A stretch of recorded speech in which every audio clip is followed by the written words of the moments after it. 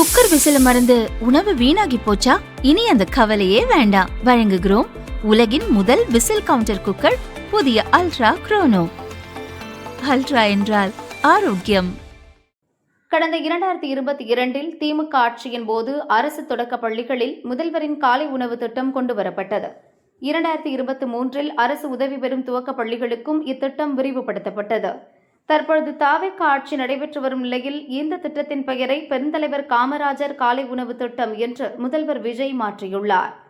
அத்துடன் 6 முதல் 8ஆம் வகுப்பு வரை உள்ள மாணவர்களுக்கும் இந்த திட்டம் விரிவுபடுத்தப்படும் என்று அறிவித்துள்ளார்.